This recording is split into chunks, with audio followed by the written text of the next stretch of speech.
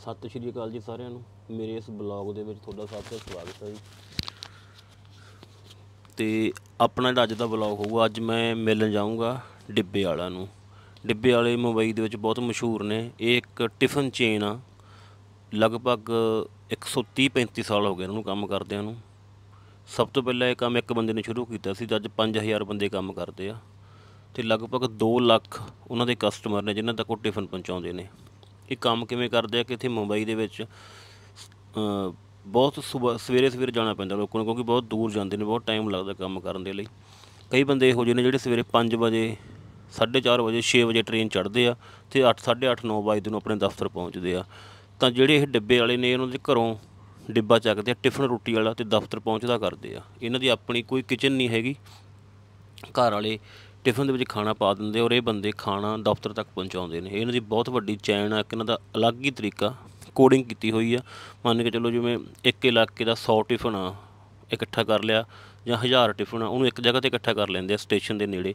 ਫਿਰ ਉੱਥੋਂ ਕੋਡਿੰਗ ਦੇ ਹਿਸਾਬ ਨਾਲ ਦੇਖ ਲੈਂਦੇ ਆ ਕਿ ਆਹ ਡੱਬਾ ਕਿਹੜੇ ਇਲਾਕੇ 'ਚ ਜਾਣ ਵਾਲਾ, ਫਿਰ ਉਸ ਇਲਾਕੇ 'ਚ ਪਹੁੰਚਾਉਂਦੇ ਨੇ। ਫਿਰ ਉਸ ਇਲਾਕੇ ਤੋਂ ਗਾਂ ਫਿਰ ਟਿਫਨ ਵਾਲੇ ਬੰਦੇ ਆਉਂਦੇ ਨੇ, ਇਹਨਾਂ ਦੇ ਆਪਣੇ ਡਿੱਬੇ ਵਾਲੀ, ਅਤੇ ਉਹ ਕੋਡਿੰਗ ਦੇ ਹਿਸਾਬ ਨਾਲ ਇਹ ਦੇਖ ਲੈਂਦੇ ਆ ਕਿ ਇਸ ਇਲਾਕੇ ਦੇ ਵਿੱਚ ਹੁਣ ਆਪਾਂ ਟਿਫਨ ਚੱਕ ਕੇ ਕਿਹੜੀ ਬਿਲਡਿੰਗ ਦੇ ਵਿੱਚ ਲੈ ਕੇ ਜਾਣਾ, ਕਿਹੜੇ ਫਲੋਰ 'ਤੇ ਲੈ ਕੇ ਜਾਣਾ। ਇਸ ਤਰੀਕੇ ਨਾਲ ਪੂਰੀ ਮੁੰਬਈ ਦੇ ਵਿੱਚ ਇਹ ਸਰਵਿਸ ਕਰਦੇ ਆ ਡੱਬੇ ਦੀ, ਟਿਫਨ ਦੀ। ਅਤੇ ਇਹ ਡੱਬੇ ਵਾਲੇ ਦੇ ਨਾਲ ਮਸ਼ਹੂਰ ਨੇ। ਇੱਕ ਫਿਲਮ ਵੀ ਬਣੀ ਹੋਈ ਹੈ ਲੰਚ ਬਾਕਸ ਇਹਨਾਂ 'ਤੇ, ਅਤੇ ਬਹੁਤ ਵੱਡੇ ਇਹਨਾਂ ਨੂੰ ਅਵਾਰਡ ਵੀ ਮਿਲੇ ਹੋਏ ਆ। 135 ਸਾਲ ਹੋ ਗਏ ਇਹਨਾਂ ਨੂੰ ਕੰਮ ਕਰਦਿਆਂ ਨੂੰ। 5000 ਬੰਦਾ ਕੰਮ ਕਰਦਾ, 2 ਲੱਖ ਟਿਫਨ ਇਹ ਦਿੰਦੇ ਨੇ ਔਰ ਫਿਰ ਉਹੀ ਟਿਫਨ ਸ਼ਾਮ ਤੱਕ ਵਾਪਸ ਘਰੋਂ ਘਰੀ ਪਹੁੰਚਾਉਂਦੇ ਨੇ। ਅੱਜ ਤੱਕ ਇਹਨਾਂ ਦਾ ਟਿਫਨ ਇੱਕ ਵੀ ਵਾਰ ਲੇਟ ਨਹੀਂ ਹੋਇਆ ਟਾਈਮ ਤੋਂ, ਅਤੇ ਇੱਕ ਵੀ ਵਾਰ ਕੋਈ ਇਹੋ ਜਿਹੀ ਗਲਤੀ ਨਹੀਂ ਹੋਈ ਕਿ ਟਿਫਨ ਵਟ ਗਿਆ ਹੋਵੇ ਇਹਨਾਂ ਦਾ। 2 ਲੱਖ ਟਿਫਨ ਜਿਹੜੇ ਬੰਦੇ ਦਾ ਹੈਗਾ ਉਸੇ ਤੱਕ ਪਹੁੰਚਦਾ ਕਰਦੇ ਆ ਸਹੀ ਸਮੇਂ 'ਤੇ। ਉਹ ਇਹਨਾਂ ਦੀ ਖਾਸੀਅਤ ਆ। ਅਤੇ ਬਹੁਤ ਡਾਕੂਮੈਂਟਰੀਆਂ ਬਣੀਆਂ ਹੋਈਆਂ ਇਹਨਾਂ 'ਤੇ। BBC ਨੇ ਸਪੈਸ਼ਲ ਕਾਫੀ ਸਾਲ ਪਹਿਲਾਂ ਡਾਕੂਮੈਂਟਰੀ ਕੀਤੀ ਸੀ ਇਹਦੇ 'ਤੇ। ਤਾਂ ਅੱਜ ਆਪਾਂ ਮਿਲਣ ਜਾਵਾਂਗੇ ਇੱਕ ਉਸ ਇਨਸਾਨ ਨੂੰ ਜਿਹਨੇ ਡਿੱਬੇ ਵਾਲਾ 'ਤੇ PhD ਕੀਤੀ ਹੋਈ ਆ। ਉਸ ਤੋਂ ਬਾਅਦ ਫਿਰ ਆਪਾਂ ਅਗਲੇ ਦਿਨ ਇਹ ਕੰਮ ਕਿਵੇਂ ਕਰਦੇ ਨੇ, ਮਤਲਬ ਅੱਜ ਵਾਲੇ ਬਲੌਗ ਦੇ ਵਿੱਚ ਸਿਰਫ ਆਪਾਂ ਉਹਨਾਂ ਨਾਲ ਗੱਲਬਾਤ ਕੀਤੀ ਆ ਵੀ ਇਹ ਕਿਵੇਂ ਕੰਮ ਕਰਦੇ ਨੇ, ਸ਼ੁਰੂਆਤ ਕਿਵੇਂ ਹੋਈ, ਕੀ ਇਹਨਾਂ ਨੂੰ ਸਮੱਸਿਆਵਾਂ ਆਉਂਦੀਆਂ ਨੇ, ਉਹ ਸਾਰਾ ਕੁਛ। ਅਤੇ ਇਹ ਕੰਮ ਕਰਦੇ ਕਿਵੇਂ ਆ, ਡੱਬੇ ਫੜਦੇ ਕਿਵੇਂ ਨੇ, ਕਿਹੜੇ ਸਟੇਸ਼ਨ 'ਤੇ ਛੱਡਦੇ ਨੇ, ਕਿਵੇਂ ਕਰਦੇ ਨੇ, ਇਹਦਾ ਬਲੌਗ ਆਪਾਂ ਬਣਾਵਾਂਗੇ ਕੱਲ੍ਹ ਨੂੰ। ਅੱਜ ਲਈ ਜਿਹੜੀ ਵੀਡੀਓ ਹੈਗੀ ਹੈ 35-40 ਮਿੰਟ ਦੀ ਵੀਡੀਓ ਆ। ਅਤੇ ਇੱਕ ਇੰਟਰਵਿਊ ਵੀ ਆਪਾਂ ਉਹਨਾਂ ਦੇ ਚਲਾ ਗਿਆ ਸੀਗਾ। ਉਹ ਜਿਹੜੇ ਅੰਕਲ ਨੇ ਉਹ ਸਕੂਲ ਚਲਾਉਂਦੇ ਨੇ, ਤਾਂ ਉੱਥੇ ਸਕੂਲ 'ਚ ਬੈਠ ਕੇ ਉਹਨਾਂ ਨਾਲ ਗੱਲਬਾਤ ਕੀਤੀ ਆ। 40-45 ਮਿੰਟ ਦੀ ਸਾਰੀ ਗੱਲਬਾਤ ਆ। ਅਤੇ ਮੈਂ ਤੁਹਾਨੂੰ ਪਰਸਨਲੀ ਰਿਕੁਐਸਟ ਕਰਦਾ ਕਿ ਇਹ ਗੱਲਬਾਤ ਤੁਸੀਂ ਜ਼ਰੂਰ ਸੁਣਿਓ। ਹਿੰਦੀ 'ਚ ਬਹੁਤ ਡਾਕੂਮੈਂਟਰੀਆਂ ਬਣੀਆਂ ਨੇ, ਅੰਗਰੇਜ਼ੀ 'ਚ ਬਣੀਆਂ ਨੇ, ਹੋਰ ਭਾਸ਼ਾ 'ਚ ਵੀ ਬਣੀਆਂ ਨੇ, ਪਰ ਪੰਜਾਬੀ 'ਚ ਮੈਂ ਪਹਿਲੀ ਵਾਰੀ ਕਿਸੇ ਡਿੱਬੇ ਵਾਲੇ ਨੂੰ ਮਿਲੂੰਗਾ ਅਤੇ ਉਹਨੇ ਸ਼ੂਟ ਕੀਤਾ। ਬੇਸ਼ੱਕ ਦੀ ਗੱਲਬਾਤ ਹਿੰਦੀ 'ਚ ਆ, ਪਰ ਫਿਰ ਵੀ ਉਹ ਹਿੰਦੀ ਉਹਨਾਂ ਦੀ ਆਪਣੀ ਪੰਜਾਬੀ ਵਰਗੀ ਤੁਹਾਨੂੰ ਸਮਝ ਆ ਜਾਣੀ ਆ ਸਾਰਿਆਂ ਨੂੰ। ਅਤੇ ਜ਼ਰੂਰ ਸੁਣਿਓ। ਅਤੇ ਇਸ ਤੋਂ ਬਾਅਦ ਤੁਸੀਂ ਫਿਲਮ ਵੀ ਦੇਖ ਲਿਓ ਲੰਚ ਬਾਕਸ, ਤੁਹਾਨੂੰ ਫਿਰ ਇਹ ਹੋਰ ਸੋਹਣੇ ਤਰੀਕੇ ਨਾਲ ਪਤਾ ਲੱਗ ਜਾਊਗਾ। ਮੁੰਬਈ ਦੀ ਇੱਕ ਬਹੁਤ ਵੱਡੀ ਚੇਨ ਆ ਡਿੱਬੇ ਵਾਲਾ ਦੇ ਨਾਮ ਨਾਲ। 5-6 ਦਫ਼ਤਰ ਨੇ ਮੁੰਬਈ ਦੇ ਵਿੱਚ ਇਹਨਾਂ ਦੇ, ਅਤੇ ਉਹਦੇ ਬਾਰੇ ਪ੍ਰੋਪਰ ਸਾਰੀ ਗੱਲਬਾਤ ਆ। ਚੈਨਲ ਨੂੰ ਸਬਸਕ੍ਰਾਈਬ ਕਰ ਦਿਓ, ਲਾਈਕ ਸ਼ੇਅਰ ਕਮੈਂਟ ਜ਼ਰੂਰ ਕਰ ਦਿਓ। ਅਤੇ ਪਹਿਲਾਂ ਤਾਂ ਆਪਾਂ ਅਗਲੀ ਬਲੌਗਿੰਗ ਕਰਦੇ ਸੀਗੇ, ਪਰ ਹੁਣ ਮੇਰੇ ਦਿਮਾਗ ਦੇ ਵਿੱਚ ਇਹ ਆਈਡੀਆ ਆਇਆ ਕਿ ਮੈਂ ਜਿੱਥੇ ਵੀ ਜਾਣਾ ਉੱਥੋਂ ਦੇ ਨੇੜੇ ਦੇ ਜਿਹੜੇ ਮਸ਼ਹੂਰ ਬੰਦੇ ਨੇ, ਜਿਹੜੇ ਕੁਛ ਅਲੱਗ ਕੰਮ ਕਰ ਰਹੇ ਨੇ, ਆਪਾਂ ਉਹਨਾਂ ਨੂੰ ਮਿਲਿਆ ਕਰਾਂਗੇ ਅਤੇ ਉਹਨਾਂ ਨਾਲ ਆਪਾਂ ਇੰਟਰਵਿਊ ਵੀ ਕਰਿਆ ਕਰਾਂਗੇ। ਸੋ ਪਹਿਲੀ ਇੰਟਰਵਿਊ ਡਿੱਬੇ ਵਾਲਿਆਂ ਨਾਲ ਆਪਣੀ, ਅਤੇ ਗਾਂ ਜਿਵੇਂ ਮਹਾਰਾਸ਼ਟਰ ਦੇ ਵਿੱਚ ਆਪਾਂ ਨੂੰ ਹੋਰ ਲੋਕ ਮਿਲਣਗੇ, ਜਿੱਥੇ ਕਿਤੇ ਆਪਾਂ ਨੂੰ ਕੋਈ ਭਾਸ਼ਾ ਦੀ ਸਮੱਸਿਆ ਨਾ ਆਈ, ਤਾਂ ਉੱਥੇ ਆਪਾਂ ਇਸੇ ਤਰੀਕੇ ਨਾਲ ਹੀ ਗੱਲਬਾਤ ਸ਼ੁਰੂ ਕਰਾਂਗੇ ਸਾਰਿਆਂ ਨਾਲ ਹੌਲੀ ਹੌਲੀ। ਲਾਈਕ ਕਮੈਂਟ ਸ਼ੇਅਰ ਕਰਦਿਆ ਕਰੋ ਚੈਨਲ ਨੂੰ, ਉਹਦੇ ਨਾਲ ਰੀਚ ਹੀ ਬਣ ਜਾਂਦੀ ਆ। ਅਤੇ ਥੋੜ੍ਹਾ ਜਿਹਾ ਕਹਿ ਦਈਏ ਆਪਾਂ ਵੀ ਤਸੱਲੀ ਜਿਹੀ ਹੋ ਜਾਂਦੀ, ਚੱਲ ਵੀ 4 ਬੰਦੇ ਦੇਖ ਰਹੇ ਪਸੰਦ ਕਰਦੇ ਆ। ਹੁਣ ਆਪਾਂ ਚੱਲਦੇ ਹਾਂ ਇੱਥੋਂ, ਲਗਭਗ ਮੇਰਾ 1.5 ਘੰਟੇ ਦਾ ਸਫ਼ਰ ਆ। ਪਹੁੰਚਦੇ ਹਾਂ ਆਪਾਂ ਅਤੇ ਗੱਲਬਾਤ ਸ਼ੁਰੂ ਕਰਦੇ ਹਾਂ। ਇੱਥੋਂ ਆਪਾਂ ਟੈਕਸੀ ਕਰਵਾਈ ਆ, ਲਗਭਗ ਆਪਣਾ ਹੈਗਾ 1-1.25 ਘੰਟੇ ਦਾ ਸਫ਼ਰ। ਪਹੁੰਚਦੇ ਹਾਂ ਆਪਾਂ ਡਿੱਬੇ ਵਾਲਾ ਕੋਲ। ਇੱਥੇ ਆ ਜਾਣੀ ਗੱਡੀ ਆਪਣੀ। ਜਿਹੜੀ ਟੈਕਸੀ ਆਪਾਂ ਬੁੱਕ ਕਰਵਾਈ ਸੀ ਇਹ ਪਹੁੰਚ ਗਈ ਆਪਣੇ ਕੋਲ ਜੀ 77011।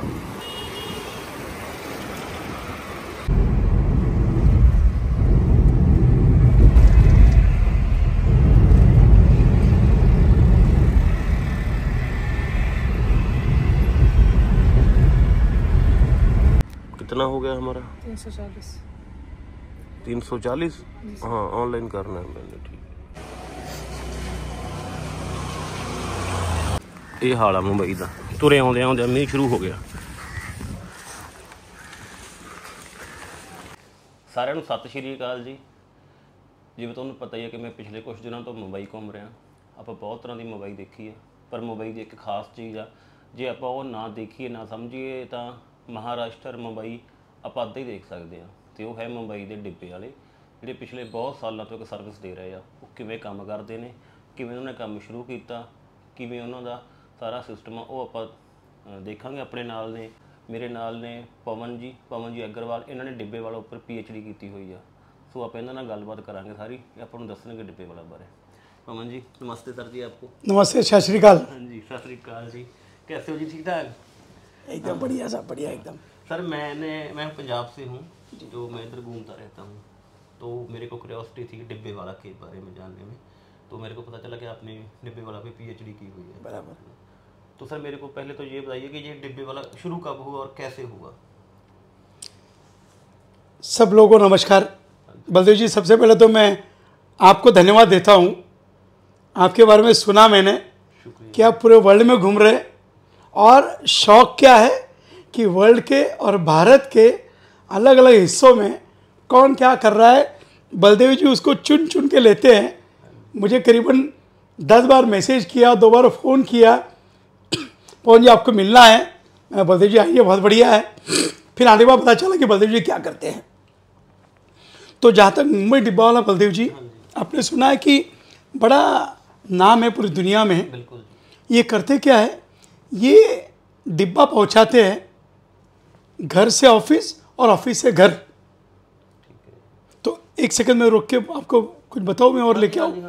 2 मिनट, इसको बाद में सेटिंग कर लेंगे। अच्छा आप कर लेंगे वो ना? एक सेकंड। ये क्या है ना, ये लोग क्या करते हैं, ये ऐसा इनका डिब्बा होता है, ठीक है, और ये खाना बनाते नहीं है, खुद नहीं बनाते। खुद नहीं बनाते। ये क्या करते हैं मुंबई में, डिब्बे वाले आपके घर से डिब्बा उठाएंगे, सुबह उठाएंगे, डिब्बा आपका, खाना आपका, ठीक है, आपके घर से उठाएंगे और आपके ऑफिस में पहुंचाएंगे। लंच के बाद खाली डिब्बा फिर आपके घर पहुंचा देंगे, बस। ओके, मतलब they are just delivery boys. ठीक है, किचन नहीं है आप लोगों का? किचन नहीं। अब सवाल है कि ऐसा क्यों? कैसा, मुंबई में लोकल ट्रेन में बहुत भीड़ होती है। हाँ जी। तो मुंबई के लोग उस भीड़ में खाली चलना मुश्किल है, तो डब्बा लेके चलना असंभव है। तो ये लोग कस्टमर जो डब्बे वाले के हमारे हैं, वो डिब्बा ले जाने के लिए डिब्बे वाले को बुलाते हैं। सुबह 6 बजे निकलते हैं। अब मान लो सुबह 6 बजे डिब्बा ले जाना है, तो उनकी बीवी को 5 बजे खाना बनाना होगा। अब हमारा मुंबई का हस्बैंड नहीं चाहता बीवी 5 बजे खाना बनाए, क्योंकि मैं बोलता हूँ Indian husband love is wife, तो वो चाहते हैं मेरी बीवी 8 बजे खाना बनाए। तो आप 5-6 बजे निकलते हो, बीवी 8 बजे या आपकी माता जी 8 बजे 9 बजे खाना बनाती है, फिर डिब्बे वाला आके आपका डिब्बा ले जाता है। और ये 135 साल से चल रहा है डिब्बे वाला। 135 साल। तो इसकी शुरुआत कैसे हुई सर डिब्बे वाले? बहुत बढ़िया सवाल है सर। 135 साल, छोटा सा गांव था, मुंबई भी छोटा शहर था। तो तब तो ब्रिटिश का ज़माना था। तो एक ब्रिटिशर अपने ऑफिस से घर खाना खाने दोपहर को जाता था, और वो बग्गी में जाते थे। तब तो कुछ थे नहीं, घोड़ा गाड़ी थी और कुछ था नहीं, बैलगाड़ी थी। तो वो 3 घंटे लगाता था जाके आने में। तो महादेव अवजी बच्चे, जिस व्यक्ति ने ये स्टार्ट किया 1890 में, तो वो ब्रिटिश को बोला, सर आप घर जा रहे हो, वापस आ रहे हो, मैं आपका डिब्बा लेके आऊँ, आपका 2 घंटा बचेगा। अंग्रेज बोलता बहुत बढ़िया आइडिया है। उस दिन से डिब्बा वाला स्टार्ट हो गया। उस समय बलदेव जी, एक डिब्बा वाला, एक कस्टमर, आज 5000 डिब्बे वाले रोज 2 लाख डिब्बा ले जाते हैं। अभी 5000 डिब्बे वाला है? 5000 है जो 2 लाख डिब्बा ले जाते हैं। एक बार चल रहा है ना पूरा अच्छी तरह से? हाँ ठीक है, ओके। सोचिए आप, मतलब एक डिब्बे वाला 40 डिब्बा उठाता है ऐसा। 2 लाख, हाँ 40 उठाता है। इसके सर 40 उठाता है, 40 बार छोड़ता है और 40 बार फिर लेके भी आता होगा। बिल्कुल सही, ऐसे ही होगा ना? ऐसे ही रहता है।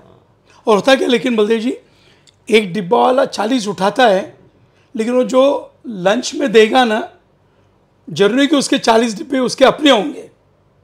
मतलब मैं डिब्बा आपका उठाता हूँ, लेकिन ऑफिस में किसी और का देता हूँ।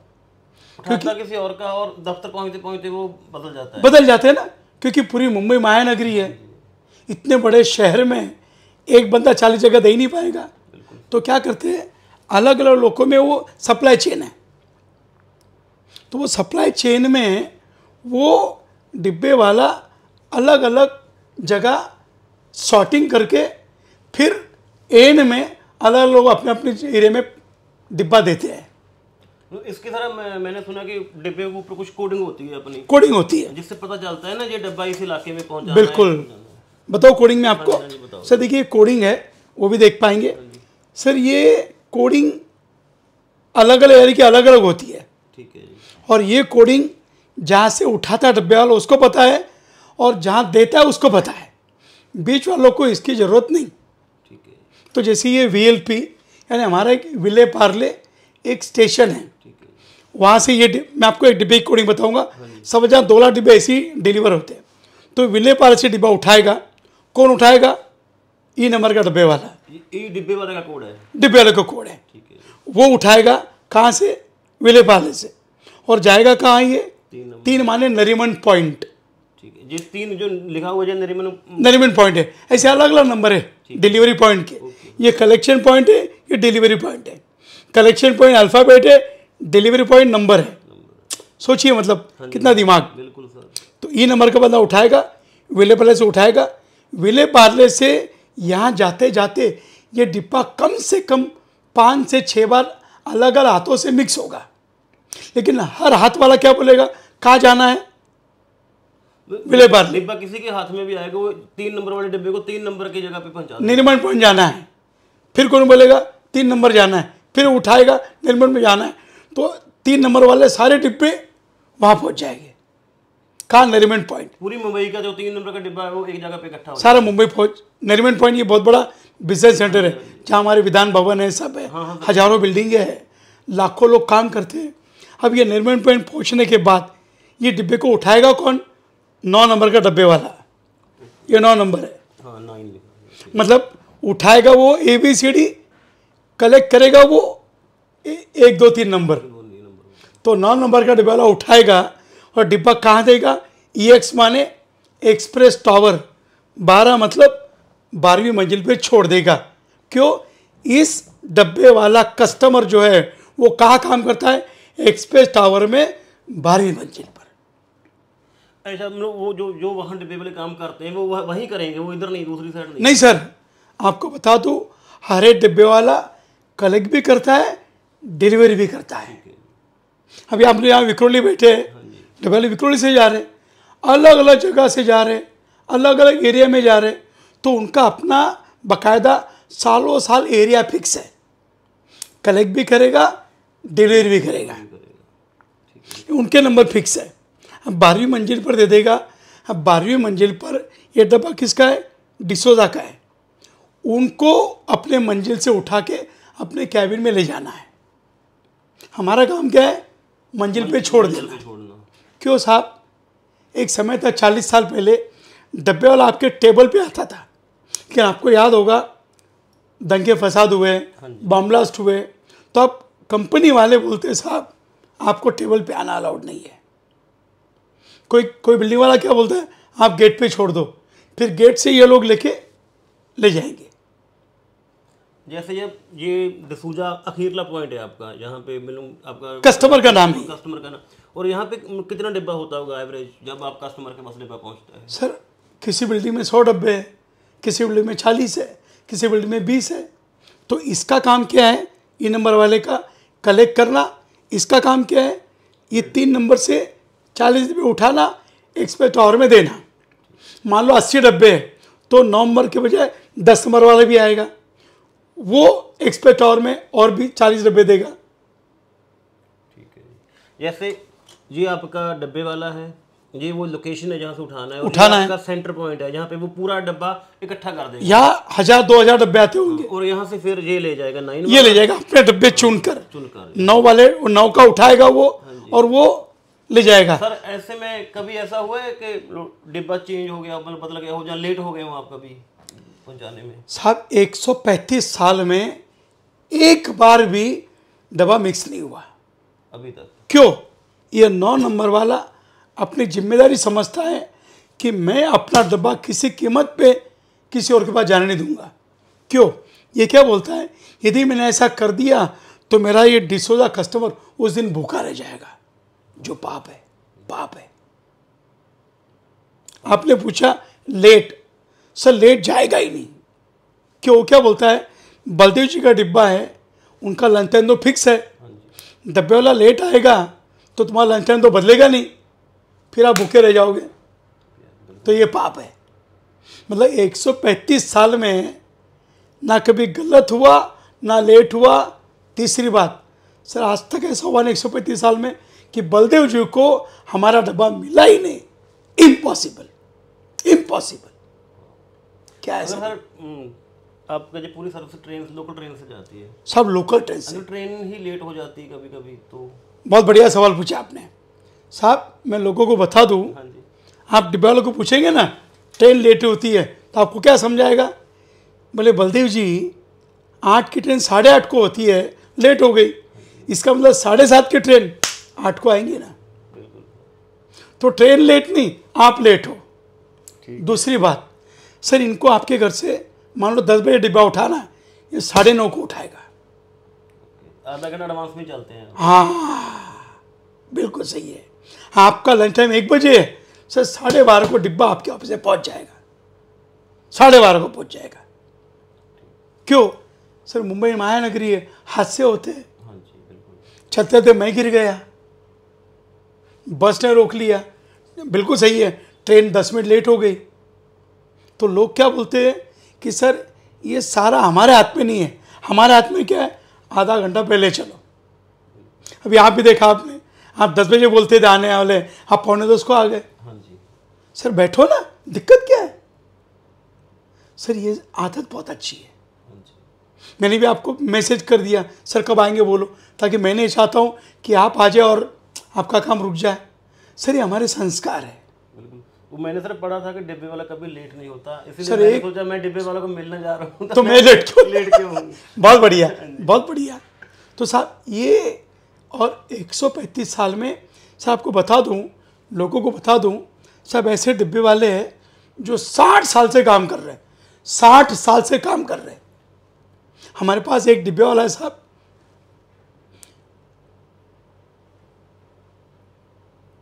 केदारे नाम है ठीक है। साहब, उनकी उम्र आज 90 साल की है।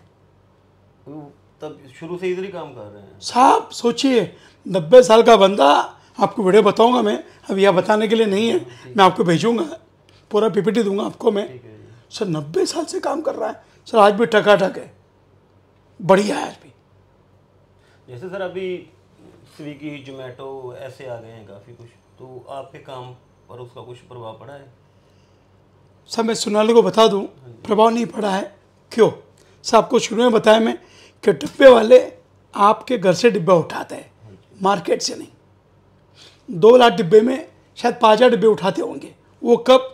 कि आपके घर पे कोई खाना बनाने वाला नहीं है, तो आप डिब्बे वाले को रिक्वेस्ट क्या करते हो, सर जी मेरे घर के पास वो एक होटल है, खाने की मेस है, वहाँ से डिब्बा उठाओगे?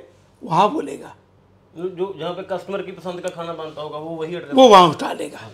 लेकिन ज़्यादातर हमारे कस्टमर घर का डिब्बा खाते हैं। तो सर स्विगी जोमेटो से इनके धंधे पे असर नहीं हुआ है। क्यों? उनका काम होटल से उठाना है, हमारा काम घर से उठाना है। दूसरी बात, सर हमारे कस्टमर सालों साल फिक्स है। स्विगी जोमेटो एक दिन भी देगा, ये आपको एक दिन नहीं देगा, 1 महीना भी नहीं देगा, ये परमानेंट कस्टमर के लिए है। तो क्यों? जहाँ से आप डिब्बा उठाते हैं वो उसके आपके साथ फैमिली रिलेशन बन गया। सर दूसरा, सर डिब्बा खोलते ही नहीं है, अच्छा सर, खोलते ही नहीं। ठीक। मतलब मैं और 2-3 किस्से सुना देता हूँ आपको मैं। जरूर सर। साहब इसका किस्सा सुनना चाहूँगा मैं आपको। डिब्बा खोलते नहीं है, इसके बावजूद कभी आपने मीडिया में सुना कि बम ब्लास्ट हुआ, स्मगलिंग हुआ, चोरी हुआ, कभी सुना आपने? आज तक नहीं साहब, आज तक नहीं। कस्टमर का विश्वास, मैंने पीएचडी की, 9 साल मैंने इस पर रिसर्च किया, तो मुझे अलग अलग कस्टमर को मिला मैं, जैसे आप अलग लोगों को मिल रहे हैं, तो मैं भी सर हज़ारों कस्टमर को मिला मैं। तो मेरे पास तो भंडार भरा है, फिर भी दो चार किस्से सुनाऊंगा जो नॉर्मली सुनाता हूँ मैं। मैंने कस्टमर को पूछा, मैंने कैसे काम करते हैं? मैं बहुत बढ़िया। मैंने कहा बढ़िया यार, खाना तुम्हारा, डिब्बा तुम्हारा, वो सिर्फ पहुँचा देता है। तो कस्टमर बोलता है, बोले पवन जी वो सिर्फ खाना नहीं पहुँचाता है। कस्टमर बोलता है जब सुबह 6 बजे निकल जाता हूँ तो कभी कभी मैं अपना मोबाइल घर पे भूल जाता हूँ। तो बोले 9 बजे मेरी धर्मपत्नी मेरा मोबाइल खाने के डिब्बे में रखती है, डब्बे वाला मेरे ऑफिस में खाने के साथ मोबाइल पहुंचा देता है। सोचिए आप। फिर दूसरा कस्टमर बोलता है पवन जी जब मुझे सैलरी मिलती है कैश में तो मैं अपने जेब में बैग में डरता हूँ ले जाने को, क्यों? लोगों को तो इतनी भीड़ होती है, कई चोरियाँ होती है। तो बंदा सर कस्टमर सैलरी मिलती है तो वो लंच करने के बाद अपनी सैलरी खाली डिब्बे में रखता है और डब्बे वाला खाली डिब्बा सैलरी के साथ शाम को आपकी बीवी के हाथ में, माँ के हाथ में सही सलामत पहुंचा देता है। ये सर भरोसा है आप लोगों के ऊपर। भरोसा सर, भरोसा। पूरी महीने की सैलरी डिब्बे में डाल देते तो कितनी बड़ी बात है साहब, कितनी बड़ी बात है। हम लोग तो सीसीटीवी लगाए बैठे हैं। क्यों? सर एक किस्सा और सुनाऊंगा। जब मैं गया एक पापा को, मतलब कस्टमर का इंटरव्यू लिया, तो वो कस्टमर बोलता है पवन जी डब्बे वाला का मैं और मेरा बेटा स्कूल में जाता है, हम दोनों कस्टमर हैं। तो बोले पवन जी कभी कभी मेरे बेटे के लिए उसकी मम्मी को समय नहीं खाना बनाने का, मीटिंग है, कोई त्यौहार है, जाना है, नहीं बना पाती है। डब्बे वाला घर पर आता है, वो माँ बोलती है डब्बा वाला सॉरी आज मैं बेटे को खाना नहीं दे पाऊंगी।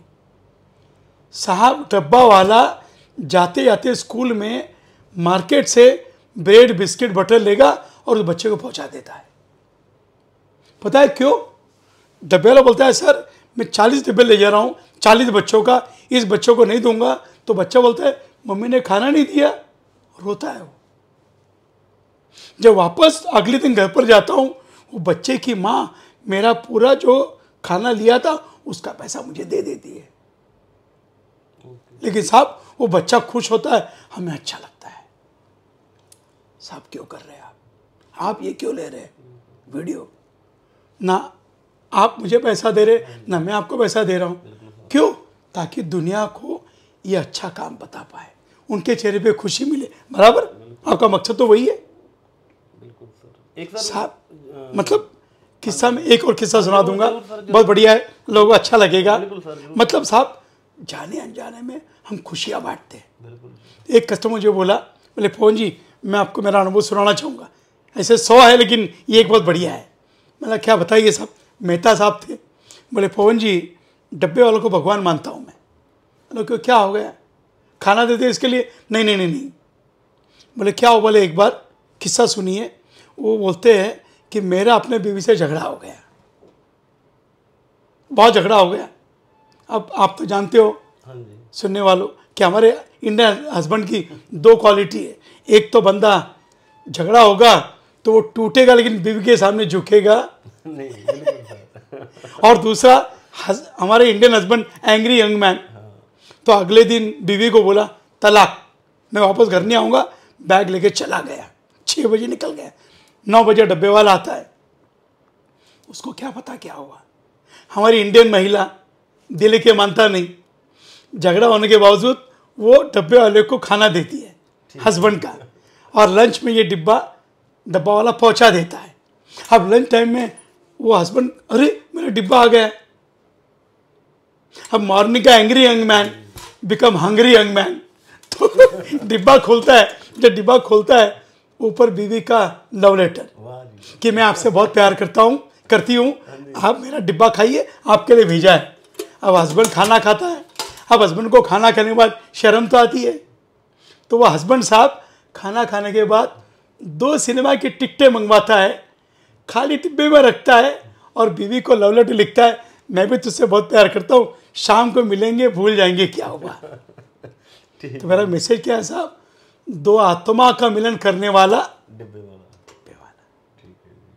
सर आप पूरी दुनिया में घूम रहे हैं, मेरी इंटरव्यू ले रहे हैं, हो सकता है साहब आपके इंटरव्यू देखने के बाद एक बंदा शायद ज़िंदगी बदल जाएगी। बिल्कुल सर, बिल्कुल।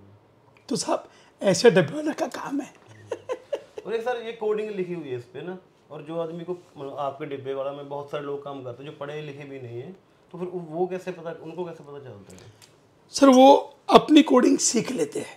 अच्छा, वो खुद की कोडिंग बना लेते हैं अपनी? बस उनको पता है कि VLP, अब मान लो आपको ये भी नहीं आ रहा है तो आप, क्योंकि ये डिब्बा तो आप हर रोज आप ही उठाओगे हाँ जी, VLP से, और ये आप ही उठाओगे ना, दूसरे को उठाएगा ही नहीं। दूसरा नहीं उठाएगा, बिल्कुल। मतलब ऐसे कई कस्टमर साहब 25 साल से सेम डिब्बा वाला उठा रहा है, क्योंकि विश्वास, भरोसा आपने बोला, तो वो थोड़ा सा अलग कुछ लिख लेगा उसको समझने के लिए, तो उनको ये समझता है।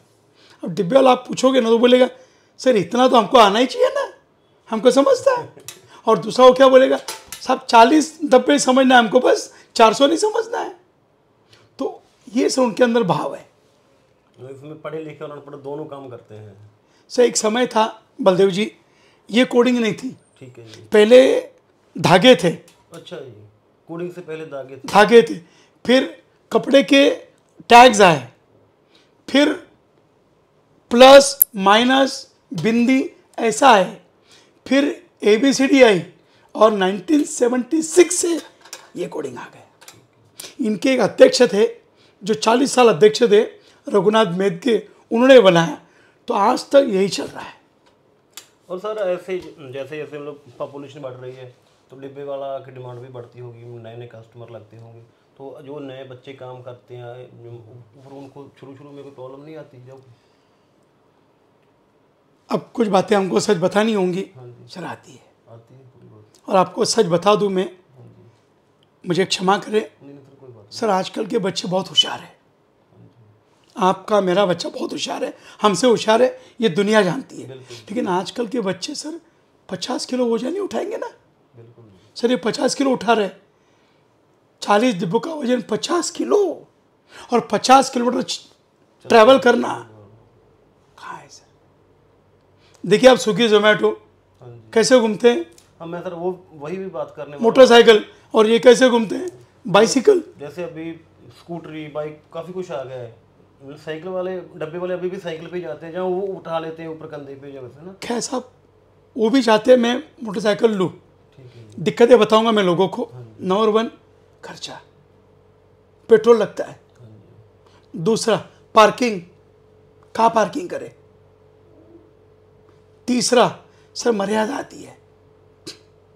साइकिल क्या है, कहीं भी रख दिया, बिल्कुल पार्किंग कर दी, साइकिल को पार्किंग सॉरी घर में रख सकता है, मोटरसाइकिल घर में तो रख नहीं सकते हैं। तो ये दिक्कतें है।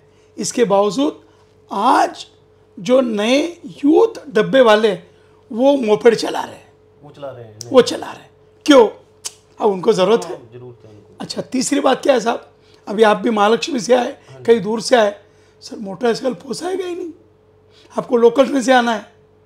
तो क्या होता है साहब, यहाँ बाइसिकल रख दी, वहाँ दूसरी बाइसिकल ले ली, ये पोसाता है।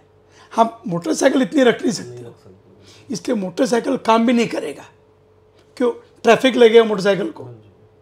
ट्रेन को सर मेन इनका 2 ट्रांसपोर्ट सिस्टम है, एक है लोकल ट्रेन, दूसरा है बाइसिकल।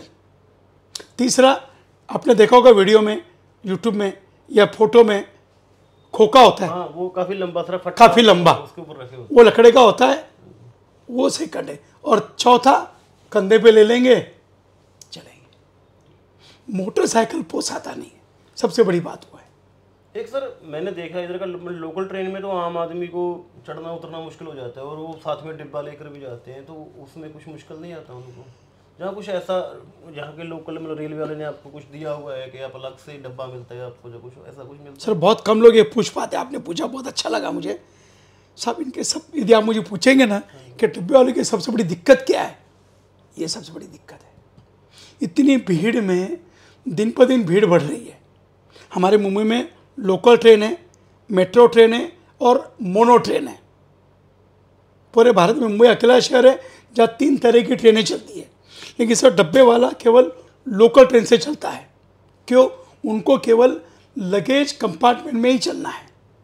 ठीक है, मोनो ट्रेन में, मेट्रो ट्रेन में लगेज कंपार्टमेंट होता, उसमें नहीं होता। बिल्कुल दूसरा क्या है साहब, आपने सरकार ने बोला, सर जब लालू जी थे, कई बार मुझे याद है 20 साल हमने बहुत कोशिश की, फिर जब लालू जी आए थे उसके बाद शायद और कोई था, तो सर तब अलाउड किया कि डब्बे वालों को 1 घंटा लगेज में रिजर्वेशन दिया जाए साहब।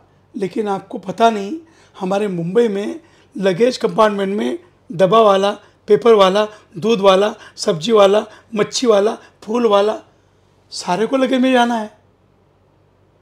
तो डब्बे वाले बोलते हैं हम नहीं मांगे रिजर्वेशन, हम अकेले कैसे आएंगे, ये लोग भी तो हमारी बिरादरी के हैं। बिल्कुल। तो सब लगेज में इनके साथ ये लोग चढ़ पाते हैं, लगेज में। आम कंपार्टमेंट में ना इनको अलाउड है, ना आम लोगों को इनके लगेज में अलाउड है। तो बिकॉज ऑफ लगेज कंपार्टमेंट ये तकलीफ तो है ऐसा। एक सर मैंने पढ़ा था कहीं पे, फॉरेन से कोई आया था, चार्ल्स आए थे, तो उन्होंने शादी में भी इनवाइट किया था डिब्बे वालों को। सब बहुत बढ़िया किस्सा बताइए सर आप। किस्सा बताऊँ सर, बहुत बढ़िया है। 2003 की बात है, प्रिंस चार्ल्स को मुंबई आना था और उनको पता चला कहीं से, चाहे मैं पीएचडी कर रहा हूँ, कहीं और भी लोग हैं, कहीं फिर यार डिस्कवरी है, पता चला वो डब्बे वाले हैं। तो सर उनके आने के 6 महीने पहले ब्रिटिश कॉन्सुलेट ने डब्बे वाले को फ़ोन किया कि डब्बा वाला आपको प्रिंस चार्ल्स मिलना चाहते हैं। डब्बा वाला बोलता है प्रिंस चार्ल्स को नहीं मालूम नहीं। तो जैन साहब बोले वो लंदन के राजा है। डब्बा वाला बोलता है लंदन के राजा है, ठीक है हम उनको अलाउ करते आने देंगे, लेकिन बोले सब 2 शर्तें हैं डब्बे वालों की कि हम केवल 20 मिनट देंगे प्रिंस चार्ल्स को कि हम लोग बिजी है, समय नहीं है अभी, सॉरी मैं भी आपका ज़्यादा समय दे रहा हूँ, संडे है, नहीं संडे है, हाँ बिल्कुल सर, वर्किंग हम ज़्यादा समय दे नहीं पाते। दूसरा वो डब्बे वाला बोलता है सर प्रिंस चार्ल्स के पास हम नहीं जाएंगे, उनका हमारे पास आना होगा, वो नरीमन पॉइंट के फुटपाथ पर। ठीक है जी। कौन से बोलते ऐसी बात करते हो? बोले साहब वो लंदन के राजा है, उनकी इज्जत करते, लेकिन 2 लाख कस्टमर महाराजा है, हम किसी राजा के लिए कस्टमर का डिब्बा लेट नहीं करेंगे। तो वाह, प्रिंस चार्ल्स को बोला होगा, प्रिंस चार्ल्स बोलते very good I will come. तो वो आए सर, वो जब आने के बाद सारा देखा, पागल हो गए वो। पता डब्बे वाला ऐसा काम पूरी दुनिया में कोई कर ही नहीं सकता आपके सिवा। तो प्रिंस चार्ल्स ने इनको दोस्त बना लिया। सोचिए, सब जब इटली गए, एक बार लेक्चर के लिए किसी ने बुलाया था, प्रिंस चार्ल्स भी थे वहाँ पर साहब, 5-6 हज़ार लोग होंगे। वो लोगों में से उन्होंने टोपी वाले को पहचान लिया और मंच पर बुलाया। उसके बाद समय आया साहब प्रिंस चार्ल्स की शादी का, पता चला प्रिंस चार्ल्स की शादी है, सर डब्बे वाले दोस्त है, तो दूल्हे का सेहरा, फिर वो कैमिला भाभी बोलने लग गए थे फिर भाभी के लिए साड़ी ली। ठीक है सर प्रिंस चार्ल्स का न्योता आया शादी में। सर पूरे भारत से 3 लोगों को न्योता था, वो 3 में 2 डब्बे वाले, रघुनाथ मेहते, सोपान मरे, ये 2 लोग गए। सब सोचिए कितने भाव है। मतलब बोलते हैं ना, अच्छे काम का सिला अच्छा होता है, समय लगता है, समय लगता है। बिल्कुल सर वहाँ, और तीसरी व्यक्ति राजस्थान की महारानी पद्मिनी देवी। हाँ जी साहब सोचिए आप, पद्मिनी देवी डब्बा वालों को बोलती है आपको अंग्रेजी आती नहीं, प्रिंस चार्ल्स को हिंदी समझती नहीं, तो वो महारानी बोलती है डब्बा वाला एंड प्रिंस चार्ल्स, आप दोनों की ट्रांसलेटर मैं बनूंगी। महारानी ट्रांसलेटर बनी हुई है। सर क्या है ये मोहब्बत है आप लोगों। मेरा लोगों को मैसेज है आपके ज़रिए कि साहब अच्छे काम करते रहिए। ये देखिए पूरा वर्ल्ड घूम रहे, क्यों? आप लोगों तक मेरे विचार पहुंचाने के लिए। सर मैं तो बलदेव जी आपको शत प्रणाम करता हूँ। नहीं साहब, बिल्कुल जी। सर मेरी बात आप जैसे लोग पहुंचा रहे हैं ना, हाँ जी, हाँ जी। मैं कहाँ जाऊँगा, आप जा रहे। तो साहब मेरा कहने का मकसद क्या है, सर कोई तो अच्छे काम करे, और साहब सबको मौका मिलता नहीं, ये तुम्हें मुझे मौका मिल गया है, ईश्वर ने दे दिया, हम लोगों तक पहुंचा रहे। एक सर आपने अभी टोपी की बात की तो मेरे मेरे दिमाग में आया सवाल। एक तो ये पूरे डिब्बे वाला का ड्रेस कोड है, लोग क्या ऐसे टोपी लेते हैं, जो कपड़े पहनते हैं, ये आपका ट्रेडिशन है, मतलब कौन सी कम्युनिटी को किसी को रिप्रेजेंट करते हैं या कैसा, मतलब एक माला भी पहनते हैं आप? ये सर बिल्कुल सही है। तो पूरे मराठा लोग पहनते हैं जी। Yes sir, yes. और एक सर मेरे ध्यान में ये भी है कि जितना भी डिब्बे वाला है उसमें से कोई भी शराब, सिगरेट, तम्बाकू ऐसा कोई सेवन नहीं करता। बहुत सही साहब। सबसे पहले टोपी की बात करूंगा और मैं चाहता हूँ मैं भी आपका सम्मान करूं। जरूर सर, जरूर। तो पहले तो आपको मैं वो हमारा सर का ताज मैं पहना देता हूँ साहब, मुझे अच्छा लगेगा और आप और सुंदर दिखोगे इसमें। क्या बात है बलदेव जी, ये बहुत मुझे अच्छा लग रहा है कि मैं आपको ये सर का ताज, कितने सुंदर देखो आप है, कितने सुंदर लग रहे बलदेव जी, am I right? सर क्या था, पहले एक समय था इन लोगों का ड्रेस कोड ऐसा था। ठीक है। मेरे और हमारे महाराष्ट्र में कई लोग हैं साहब, तो क्या है ना, ग्रेजुअली पसीना ये वो, अब क्या करते हैं इन्होंने, कैप कंपलसरी है, आप पैंट शर्ट पहनो, कुर्ता पहनो, तुम्हारी मर्जी, कैप कंपलसरी है साहब। क्यों?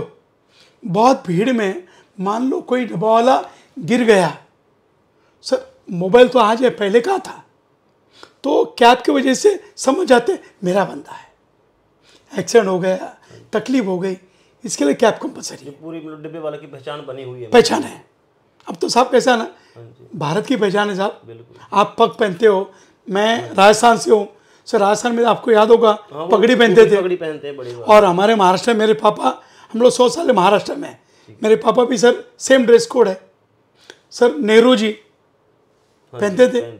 तो सर हमारे भारत की ये पहचान है, हम सर को ढकते थे, हाँ जी, महिला पल्लू रखती थी, बिल्कुल सर ये एक संस्कृति थी। एनीवे डब्बा वाला टोपी पहनते, दूसरा सर ये माला पहनते हैं, इनके भगवान विट्ठल भगवान है, पंढरपुर महाराष्ट्र में है। तो सर कई लोग वारी करते हैं, वारी करना मतलब क्या, पैदल जाना, तो ये कई लोग पंढरपुर जाते हैं। आज शायद आप है वहाँ पे कोई फेस्टिवल भी है ना? हाँ, आज एकादशी है। अरे क्या बढ़िया आपने याद दिलाया दोस्तों, आज हमारे महाराष्ट्र में इतना बड़ा दिन है, एकादशी है, सारे लोग उपवास करते हैं, बच्चे से बूढ़ों तक। अभी हमने आज में इनको नाश्ता करवाया नहीं, केवल चाय पिए, हम लोग कुछ खाते नहीं, आज के दिन उपवास करते हैं। इतने बड़े दिन आज बलदेव जी मुझे मिले सर, बहुत धन्यवाद। तो सर ये माला, वहाँ जाके माला पहन लेते हैं, मेरे पापा पहनते थे तो मैंने भी पहना, 60 डब्बे वाले पहनते हैं। ये माला पहनने के बाद बलदेव जी, जो माला पहनेगा वो जिंदगी में दारू, सिगरेट, नॉनवेज टच भी नहीं करेगा। चौथा, सॉरी सारे भारतवासी वैसे हैं, लेकिन सर ये कभी चोरी नहीं करेंगे, झूठ नहीं बोलेंगे। सर ये माला इतना उसमें ताकत है, भाव है, भाव है, हमने देखा है ना साहब। सर वाहे गुरु ईश्वर जो भी है सर, इनको मानने से हमारे मन में ऊर्जा आती है। तो ये चीज़ें सर, और 100% वाले ये पहनते हैं। और एक सर जैसे हम लोग हर एक बहुत लोग हैं जो कभी ना कभी स्ट्राइक कर देते हैं, कोई बिजनेसमैन है, एडवोकेट, जो कुछ भी है, कभी ऐसा दिन आया कि डिब्बे वालों ने भी कुछ स्ट्राइक वगैरह कुछ किया हो ऐसा? साहब बहुत बढ़िया क्वेश्चन है ये, 135 साल में आज तक नहीं किया, एक भी बार नहीं? एक भी बार नहीं। मैं आपको किस्सा सुनाऊंगा, कारण वो बोले मुझे जब मैं पीएचडी कर रहा था। ठीक है सर 1982 में आपने सुना होगा, हमारे मुंबई की आन बान शान टेक्सटाइल मिल्स थी, कपड़े की मिलें। ओके सर 1982 में 4 लाख मजदूर स्ट्राइक पर चले गए, 4 लाख, आज तक स्ट्राइक पर है, आज तक। और हुआ क्या साहब, पहले बोले कई मजदूर मर गए, परिवार बर्बाद हो गए। और डब्बे वालों को नुकसान क्या हुआ साहब, वो 4 लाख मजदूरों में हजारों मजदूर डिब्बा लेते थे, अब वो काम पे नहीं गए साहब। बलदेव जी 1982 में 600 डब्बे वाले बर्बाद हो गए, काम पे नहीं जाते, डिब्बा दूँ किसको मैं। तो उन्हें सीखा, डब्बे वाले बोलते हैं आप कुछ भी करो, स्ट्राइक पर जाना नहीं। तो उस रास्ते स्ट्राइक पे जाते ही नहीं हो। एक बार सर जब यहाँ पे वो अन्ना हजारे का अंत चल रहा था तो वो भी डिब्बे वालों उनके समर्थन में गए थे, मेरे को लगता है गए थे, मेरे ध्यान से आ रहा है। बहुत अभ्यास कर कर आए हो आप, बहुत सही बोले साहब। मैं 100 लेक्चर देता हूँगा, एक पूछता हूँगा, बलदेव जी उनमें से एक। सर बता दूँ आपको मैं, बहुत तब तो अन्ना हजारे तो आपको पता है भारत के कोने कोने में पहुंच गए थे। तो आप ताज्जुब करेंगे आप, सर डब्बे वाले के कस्टमर ने बोला, सारे कस्टमर, कि आप एक दिन हमको डिब्बा मत दो लेकिन अन्ना हजारे को सपोर्ट करो। तो सर इसको स्ट्राइक नहीं बोलेंगे आप। हाँ, वो तो उस दिन हॉलीडे था सर। वो तो, और इन्होंने बंद नहीं किया, कस्टमर बोल रहे हमको एक दिन खाना मत दो। सर बिल्कुल सही है, वो पूरी ज़िंदगी में एक दिन है जो डिब्बा नहीं दिया। लेकिन मैं सर बताना चाहूँगा, वो डिब्बे वालों ने बंद किया, कस्टमर के कहने पे नहीं दिया। बिल्कुल। मालिक खुद बोल रहा है हम अन्ना हजारे को सपोर्ट कर रहा है तो आप आज आपका काम बंद करो, बंद कर दिया। तो उसको स्ट्राइक नहीं बोलेंगे हम लोग, लेकिन बिल्कुल सही है साहब, मेरे वो ध्यान में था, आपकी जानकारी बहुत सही है। तो एक सर जैसे अभी लड़कियां हर एक काम में है ना, हर एक फील्ड में काम कर रही है, डिब्बे वाला में भी लड़कियां काम करती हैं कुछ, ना कभी करने का ट्राई किया हो किसी ने? सर है, आज की तारीख में 39 महिला काम कर रही है। ठीक है। बलदेव जी इनके क्या काम करते पता है सर? डिब्बे वालों के कस्टमर्स स्कूल के बच्चे भी हैं।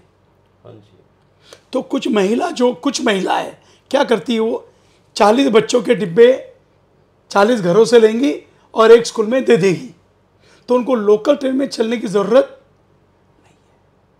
वो लोकल स्कूल तक गर्ल्स का बस क्योंकि क्या है साहब, हमारे, मैंने आपको लगेज कंपार्टमेंट, हाँ जी। सर महिला लगेज अलग से नहीं है, पूरी 12 ट्रेन के डिब्बों में 2 लगेज होता है। तो महिला सर पहले ही तकलीफ है, तो इसके लिए महिला उठाने में ज़्यादा आ नहीं पाती है, बिकॉज ऑफ हमारी 50 किलोमीटर की जो चेन है उससे महिलाओं को तकलीफ होती है, इस कारण महिला ज़्यादा आ नहीं पाई। एक सर जैसे ये डिब्बे वाला के पूरी एक कम्युनिटी है ना, ये पूरा काम कोई डब्बा लेता है, कोई उठाता है, कोई आगे देता है, ऐसे मिलकर काम करते हैं, तो फिर इनकी तनख्वाह का क्या पैटर्न रहता है, वो कैसे होता है मैनेज? सब नॉर्मल 20,000 के आसपास कमा लेता है हर एक बंदा, कोई 25 कमाता होगा, कोई 19 कमाता होगा। अब इसमें क्या है साहब, आउट ऑफ द बॉक्स मैं बता रहा हूँ आपको, कई बार क्या होता है साहब, कई डिब्बे वाले एक्स्ट्रा काम करते हैं। जैसे मान लो सुबह 8 बजे निकलते हैं ये डिब्बे के लिए, तो सुबह 6 से 8 पेपर देंगे, दूध डिलीवरी करेंगे या जूस बॉटल डिलीवरी करेंगे, शाम को 5 बजे आ जाते हैं, 5 से 8, 5 से 9, 4 घंटे 5 घंटे टैक्सी चलाएंगे, ऑटो रिक्शा चलाएंगे, ऐसा करके 20 के अलावा और 10-20 कमा लेते हैं। डिब्बे वाले के साथ और भी छोटे छोटे काम कर लेते हैं वो लोग। तो वो क्या बोलते हैं, मैं ये छोड़ूंगा नहीं, क्यों, मुझे और काम मिलते हैं, क्योंकि मैं डिब्बे वाला हूँ, मेरा नाम है। स्विगी जोमेटो बुलाती इनको कि संडे को आओ, सुबह आओ, रात को आओ, स्विगी जोमेटो तो 24 घंटा काम कर रही है। तो सर कई डिब्बे वाले लॉकडाउन के बाद स्विगी जोमेटो से टाइप कर लिए कि शाम को 5 घंटे में आपका डिलीवरी करूँगा।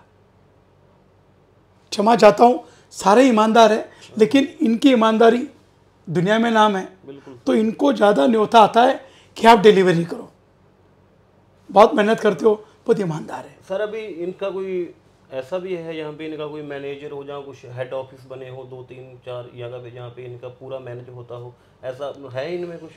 संगे 6 ऑफिस है। 6 ऑफिस है मुंबई में? मुंबई में, भले नाम फिर मैं बोलूँगा, मुलुंड है, घाटकोपर है, चेंबूर जहाँ बोले चेंबूर है, दादर है, अंधेरी है और ग्रैंड रोड है। ये 6 ऑफिस है बलदेव जी, पुराने ज़माने में डब्बे वालों ने ही या किसी एक डब्बे वाले ने दान में दे दिए, सोचिए आप।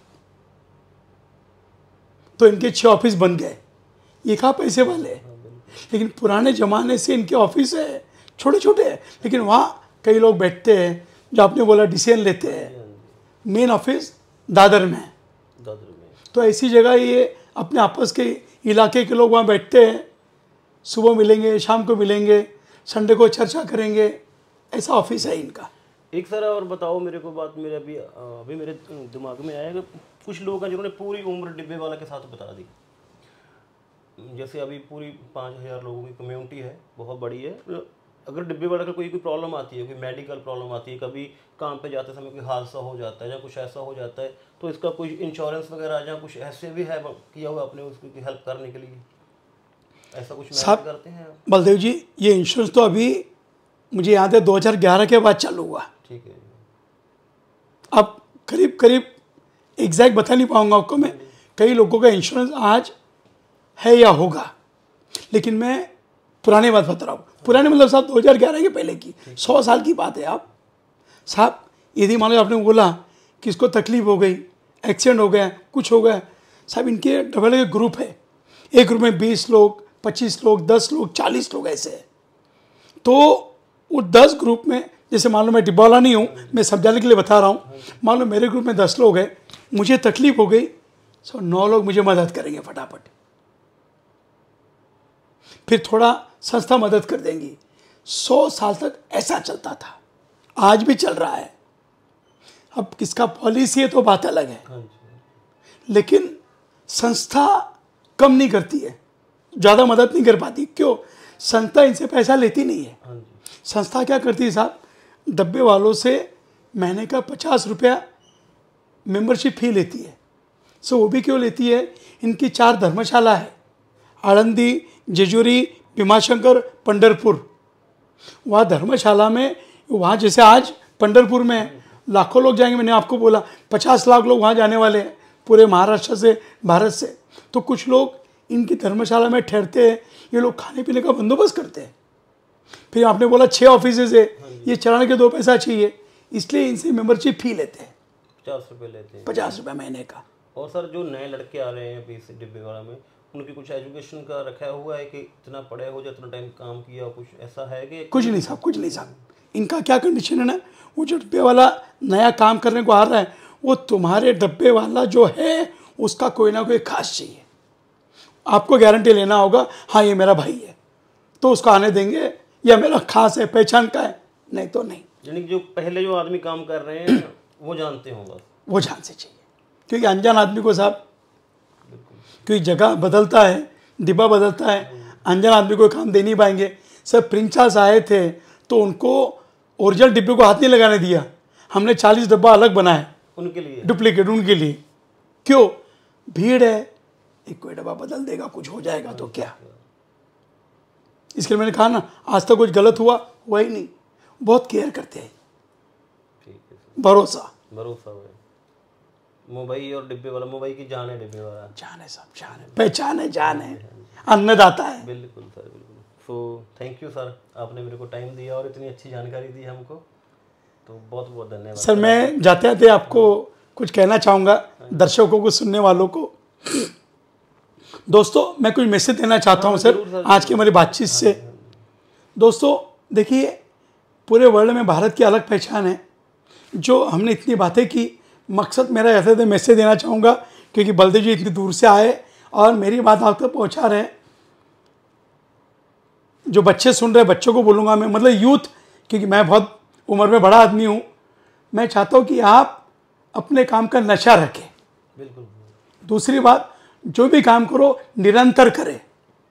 तीसरा, 100% करें। चौथा, मैं मानता हूँ पैसे के लिए काम करें, लेकिन साहब पैसे के पहले काम के लिए काम करें। सब पैसा बाद में आना चाहिए, पहले काम के लिए, पहले काम करिए। ऐसा दुनिया में बहुत पता नहीं एक्सेप्शन, काम करेंगे सब पैसा मिलेगा। ये देखो, कोई बिजनेस नहीं कर रहे, पूरी दुनिया में घूम रहे। मैंने पूछा उनको कि आप कैसे करते, सर होता है बोले। तो साहब बच्चों, मेरी एक राय है, जब आप काम करोगे ना तो ऐसा काम करो कि लोग याद रखें, जिंदगी के साथ भी और जिंदगी के बाद भी। मेरी बहुत बहुत शुभकामनाएं। मैं बलदेव को धन्यवाद देता हूँ, बलदेव जी, कि आप आए और मेरे विचार पूरे भारत का पहुंचा रहे। अपनी वो किताब का बारे में हाँ साहब, मैं ये भी बताऊंगा सर। अभी डिब्बे वाला से तो हमारी बात होगी। अब जो तुम खुद सर आप काम करते हो, जैसे जी आप पूरा बच्चों को एजुकेट करते हैं, पूरा चलाते हैं स्कूल, इसके बारे में बता देना एक बार। मैं शॉर्ट संक्षेप बताऊंगा। मैं दोस्तों, मैं टीचर हूँ पेशे से, मेरे 2 बेटे दोनों भी टीचर हैं, हमारा पूरा फैमिली टीचर है। और 2001 में मेरे मन में आया कि डबल में PhD करना। ठीक है। तो मैं उसमें PhD 9 साल रिसर्च किया, और रिसर्च के दरमियान मुझे जो भी डेलीगेट आते बुलाते थे कि भाई ये PhD कर रहा है तो बताओ डिब्बा पे क्या काम करते हैं क्या नहीं करते, तो मैं उसे स्पीकर बन गया। और मैंने PhD किया तो एक थीसिस लिखा, मैंने थीसिस लिखना पड़ता है, उस पर मैंने बुक बनाई। ये मेरी बुक है, मैं आपको देना चाहूँगा साहब, थैंक यू जी। ये आप लीजिए प्लीज़। तो दोस्तों क्या है ना, मैं वर्ल्ड में फेमस हो गया, लेक्चर देता हूँ बलदेव जी में। हाँ जी। मैं साहब पिछले 22 वर्षों से 5000 गरीब बच्चों को पढ़ा रहा हूँ। हमारा स्लोगन है एजुकेशन टू ऑल। मेरा मकसद क्या है कि सब आज मुंबई में भी आप देखिए, आपने बोला बठिंडा से आप, सर पंजाब लो, मुंबई लो, सर पूरा वर्ल्ड लो, हम चलो भारत की बात बोल रहे हैं, सर बड़े बड़े शहरों में भी गरीब लोग हैं। बिल्कुल है सर। तो साहब जब मैं गांव से आया था 1980 में मुंबई में, सब यकीन मानिए तब 40 पैसा वड़ा पाव था मुंबई में, मेरे पास खाने को 40 पैसे नहीं थे। मेरे पापा किसान, साहब इतनी मेहनत की मैंने, सबने की, ये हर घर घर की कहानी है। बहुत मेहनत की और बहुत पढ़ा लिखा मैं, और पढ़ने में मुझे बहुत दिक्कतें आई। मैं रास्ते पे कपड़े बेचा, इंडस्ट्री में जा जाके हैंडलूम्स बेचा, पता नहीं क्या क्या काम किया, और मैं पढ़ा लिखा तो मुझे खुद को पता चला पढ़ने में कितनी दिक्कत है। तो सर मैं कुछ दिनों में ये तय कर लिया कि मैं टीचर बनूंगा। फिर सर मैं ये एकेडमी खोली मैंने, 2 बच्चों से स्टार्ट किया, आज 200 बच्चे हैं। फिर मुझे पता चला कि गरीब बच्चों को पढ़ाने के लिए क्या, फिर मैंने स्कूल खोली, अपने माँ के नाम की संस्था खोली और स्कूल खोली। और सब जहाँ जहाँ लेक्चर जाता हूँ लोग पैसा देते हैं, कई लोग, तो उन पैसों से हम सर 5000 बच्चों को पढ़ाते हैं। बहुत अच्छा काम है सर। इतना ईश्वर की कृपा है, माँ बाप की कृपा है, समाज की, देश की कृपा है। सर क्या बताऊँ आपको मैं, जब प्रधानमंत्री जब 2014 में बने मोदी जी, तो उन्होंने स्वच्छ भारत अभियान का एक नारा लगाया। भारत में 100 ब्रांड एम्बेसडर उन्होंने चुने, उसमें से मुझे एक मौका मिला। मतलब हाँ साहब, मतलब अभी सर कुछ दिनों पहले मैं अहमदाबाद गया था, सर मैं लेक्चर दे रहा था, लेक्चर ख़त्म हुआ, फिर अनाउंस हुआ कि गौतम अदानी मेरा सम्मान करेंगे। साहब मैं 70 मिनट लेक्चर दिया, मुझे पता ही नहीं वो गौतम अदानी है। अच्छा जी। उन्होंने सम्मान किया। ऐसे कई किस्से हैं बलदेव जी, आप भी जाते हो, बड़े बड़े लोग आपको मिलते हैं। तो मेरा वही मैसेज था बच्चों को कि बच्चों काम करो। मेरे आपको मैं इनको बताऊंगा, मैंने बाहर लिखा है मेरा एक डायलॉग, ऐसा काम करो नाम हो जाए, ऐसा नाम करो काम हो जाए। काम हो जाए, बिल्कुल जी बिल्कुल। जय हिंद। हाँ जी, ਧੰਨਵਾਦ। ਸਤਿ ਸ਼੍ਰੀ ਅਕਾਲ ਜੀ ਸਾਰਿਆਂ ਨੂੰ, ਤੇ ਤੁਹਾਡਾ ਫਿਰ ਤੋਂ ਧੰਨਵਾਦ ਜੀ ਇੰਨਾ ਸਮਾਂ ਦੇਣ ਲਈ। ਤੇ ਮੈਂ ਤੋਂ ਚਾਹੁੰਦਾ ਕਿ ਜੇ ਤੁਸੀਂ ਹਿੰਦੀ ਚ ਬੋਲ ਰਹੇ, मैं वो पंजाबी ਚ ट्रांसलेट करके अपने लोगों को दसूँगा जिन्होंने ना समझ आऊगी। ठीक है जी, तो इसको हम पंजाबी में ट्रांसलेट भी कर लेंगे प्लीज़। हाँ ओके सर, धन्यवाद आप आए। धन्यवाद सर, सत श्री अकाल जी सर। सत श्री अकाल जी, सत श्री अकाल। ठीक है सर जी, बहुत बढ़िया लगा। Thank you sir. ਜਿਹੜੇ ਸੱਜਣ ਪੁੱਛਦੇ ਹੁੰਦੇ ਆ ਕਿ ਕੈਬ ਕਿਵੇਂ ਕਰਵਾਈ ਜਾਂਦੀ ਹੈ ਆਨਲਾਈਨ, ਉਹਦੇ ਵਾਸਤੇ ਮੈਂ ਸਕਰੀਨਸ਼ਾਟ ਪਾਈ ਜਾਂਦਾ। ਉਬਰ ਐਪਲੀਕੇਸ਼ਨ ਤੁਹਾਡੇ ਫ਼ੋਨ 'ਚ ਹੋਣੀ ਚਾਹੀਦੀ ਹੈ, ਉਹਨੂੰ ਖੋਲ੍ਹੋ, ਵੇਅਰ ਟੂ 'ਤੇ ਆਪਣੀ ਲੋਕੇਸ਼ਨ ਭਰੋ, ਜਿੱਥੇ ਤੁਸੀਂ ਜਾਣਾ, ਤਾਂ ਇਸ ਤਰੀਕੇ ਦਾ ਮੈਪ ਆਪਣੇ ਫ਼ੋਨ ਦੀ ਸਕਰੀਨ 'ਤੇ ਆ ਜਾਊਗਾ। ਆ ਗੱਡੀ ਆ ਗਈ, 449 ਰੁਪਏ ਕਿਰਾਇਆ, ਥੱਲੇ ਇਹਨੂੰ ਕਰੋ ਤੁਸੀਂ ਚੂਜ਼ ਉਬਰ ਗੋ, ਤੁਸੀਂ ਸਿਲੈਕਟ ਕਰੋਗੇ। ਹੁਣ ਇਸ ਤੋਂ ਬਾਅਦ ਕਰਨਾ ਕਨਫਰਮ ਪਿਕਅਪ। ਜਦੋਂ ਤੁਸੀਂ ਕਨਫਰਮ ਕਰ ਦਿਓਗੇ ਤਾਂ ਥੋੜ੍ਹਾ ਜਿਹਾ ਟਾਈਮ ਲਾਊਗੀ ਇਹ ਜਿਹੜੀ ਸਾਈਟ ਆ ਆਪਣੇ ਲਈ ਟੈਕਸੀ ਭਾਲਣ ਵਾਸਤੇ। ਲਓ ਜੀ, ਇੱਥੇ ਹੁਣ ਇਹ ਮਤਲਬ 2-3 ਮਿੰਟ ਦਾ ਸਮਾਂ ਲੱਗੂਗਾ। Meet your pickup support on the address ਲਿਖਿਆ ਆ ਗਿਆ, ਆਪਣੀ ਟੈਕਸੀ ਬੁੱਕ ਹੋ ਗਈ ਆ। ਥੱਲੇ ਟੈਕਸੀ ਦਾ ਨੰਬਰ ਆ ਗਿਆ MH02 ਚਟੋਆਟਾ ਗਲੈਂਜਾ, ਨੀਲੇ ਅੱਖਰਾਂ 'ਚ ਉੱਪਰ ਇੱਕ ਕੋਡ ਆ 9815। ਹੁਣ ਕਨਫਰਮ ਹੋ ਗਈ ਆ। ਜੇ ਆਪਾਂ ਮੈਪ 'ਤੇ ਦੇਖਣੀ ਤਾਂ ਉਬਰ ਐਪਲੀਕੇਸ਼ਨ ਦੇ ਵਿੱਚ ਆਪਾਂ ਨੂੰ ਦੱਸੀ ਜਾਊ। ਹੁਣ ਇਹ ਆਪਣੇ ਤੋਂ 1.3 ਕਿਲੋਮੀਟਰ ਵਾਟ ਦੂਰ ਆ। ਜਿਵੇਂ ਜਿਵੇਂ ਆਪਣੇ ਨੇੜੇ ਆਈ ਜਾਊਗੀ ਆਪਾਂ ਨੂੰ ਪਤਾ ਲੱਗੀ ਜਾਊਗਾ। ਲਓ ਜੀ, 100 ਮੀਟਰ ਰਹੇਗੀ ਟੈਕਸੀ ਆਪਣੇ ਤੋਂ ਦੂਰ, 90 80 70 60 ਅਤੇ ਉਬਰ ਆਪਣੇ ਕੋਲ ਪਹੁੰਚ ਚੁੱਕੀ ਹੈ ਬਾਈ। ਆ ਗਈ, ਇਹੀ ਨੰਬਰ ਆ। ਹੁਣ ਇਹਦੇ ਵਿੱਚ ਬੈਠੋ ਅਤੇ ਆਪਦੇ ਘਰ ਜਾਓ। ਜਿਹੜਾ ਆਪਾਂ ਕੋਡ ਦੱਸਿਆ ਸੀਗਾ ਉਹ ਕੋਡ ਬਾਈ ਡਰਾਈਵਰ ਨੂੰ ਦੱਸ ਦਿਓ, ਪਿੰਨ ਕੋਡ ਹੁੰਦਾ ਜਿਹੜਾ, ਉਹਦੇ ਨਾਲ ਕਨਫਰਮ ਹੋ ਜਾਂਦਾ ਸਾਰਾ ਕੁਛ। ਸਾਰਾ ਕਿਰਾਇਆ ਆ ਜਾਂਦਾ, ਨਕਸ਼ਾ ਬਣਿਆ ਆ ਜਾਂਦਾ ਉੱਤੇ, ਤੁਸੀਂ ਜਿੱਧਰ ਦੀ ਗੱਡੀ ਲੈ ਕੇ ਜਾ ਰਹੇ ਹੋ। ਉਬਰ ਦਾ ਇੱਕ ਇਹ ਵੀ ਫਾਇਦਾ ਕਿ ਤੁਸੀਂ ਆਪਣੇ ਫ਼ੋਨ ਦੇ ਵਿੱਚ ਨਾ ਮੈਪ ਦੇਖੀ ਜਾਂਦੇ ਹੋ, ਤੁਹਾਡੇ ਸਾਹਮਣੇ ਆ ਜਾਂਦਾ ਐਪਲੀਕੇਸ਼ਨ ਦੇ ਵਿੱਚ। ਇੱਥੇ ਖੋਲ੍ਹਦੇ ਹਾਂ ਆਪਾਂ ਉਬਰ ਨੂੰ ਦੁਬਾਰੇ, ਆਹ ਦੇਖੋ ਇੱਥੋਂ ਜਿਹੜੀ ਕਾਲੀ ਜਿਹੀ ਲਕੀਰ ਬਣੀ ਹੋਈ ਆ, ਇਹ ਆਪਣਾ ਮੈਪ ਆ। ਡਰਾਈਵਰ ਜੇ ਆਸੇ ਪਾਸੇ ਕਿਤੇ ਗੱਡੀ ਲੈ ਕੇ ਜਾਂਦਾ, ਆਪਾਂ ਨੂੰ ਤਾਂ ਵੀ ਪਤਾ ਲੱਗ ਜਾਂਦਾ ਕਿ ਇਹ ਹੋਰ ਪਾਸੇ ਦੀ ਜਾ ਰਿਹਾ। ਪ੍ਰੋਪਰ ਗੂਗਲ ਮੈਪ ਖੋਲ੍ਹ ਜਾਂਦਾ ਅਤੇ ਆਪਣੇ ਨਾਲ ਹੀ ਜਾਈ ਜਾਂਦਾ, ਗੱਡੀ ਦਾ ਮੂੰਹ ਮੁੜ ਕੇ ਇੱਧਰ ਨੂੰ। ਅਤੇ ਹੁਣ ਜਿਵੇਂ ਜਿਵੇਂ ਆਪਾਂ ਸਫ਼ਰ ਕਰਾਂਗੇ, ਆਪਣੇ ਨਾਲ ਉਸੇ ਤਰ੍ਹਾਂ ਤੁਰਿਆ ਜਾਊਗਾ। ਪੂਰੀ ਮੁੰਬਈ ਦਾ ਨਕਸ਼ਾ ਬਣਿਆ ਹੋਇਆ, ਜਿਹੜੀ ਆ ਡੱਬੀ ਜਿਹੀ ਬਣੀ ਹੋਈ ਕਾਲੀ, ਇਹ ਆਪਣੀ ਲੋਕੇਸ਼ਨ ਆ। ਜੇ ਕਿਤੇ ਡਰਾਈਵਰ ਗੱਡੀ ਆਸੇ ਪਾਸੇ ਵੀ ਲੈ ਜਾਂਦਾ ਤਾਂ ਬੰਦੇ ਨੂੰ ਪਤਾ ਲੱਗ ਜਾਂਦਾ ਕਿ ਹੁਣ ਇਹਨੇ ਗੱਡੀ ਹੋਰ ਰਾਹ 'ਤੇ ਪਾਲੀ ਕਿਸੇ 'ਤੇ। ਸਾਹਮਣੇ ਡਰਾਈਵਰ ਦੀ ਗੱਡੀ ਦੇ ਵਿੱਚ ਵੀ ਉਹੀ ਨਕਸ਼ਾ ਚੱਲੀ ਜਾਂਦਾ, ਡਰਾਈਵਰ ਦੀ ਗੱਡੀ ਜਿਹਨੂੰ ਸਾਡੇ ਡਰਾਈਵਰ ਦੇ ਫ਼ੋਨ ਦੇ ਵਿੱਚ ਦਾ ਫ਼ੋਨ ਲੱਗਿਆ ਹੋਇਆ ਪ੍ਰੋਪਰ, ਅਤੇ ਆਪਣੇ ਫ਼ੋਨ ਦੇ ਵਿੱਚ ਵੀ ਉਹੀ ਨਕਸ਼ਾ ਸੇਮ ਚੱਲੀ ਜਾਊਗਾ। ਕਿੰਨਾ ਟਾਈਮ ਲੱਗੂ ਪਹੁੰਚਣ 'ਤੇ, ਸਾਰੀ ਡਿਟੇਲ ਇਹਦੇ ਵਿੱਚ ਆਈ ਜਾਂਦੀ ਹੈ ਵਧੀਆ।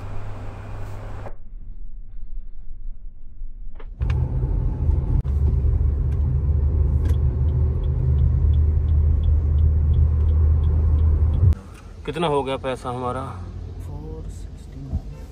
469 470 रुपये हो गया सर।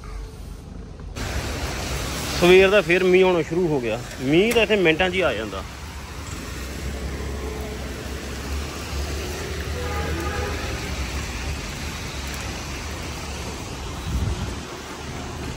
ਮੈਂ ਪਹੁੰਚ ਗਿਆ ਜੀ ਫਿਰ ਆਪਣੇ ਬੈੱਡ ਤੇ, ਆਪਣੀ ਡੋਰਮੈਟਰੀ 'ਚ।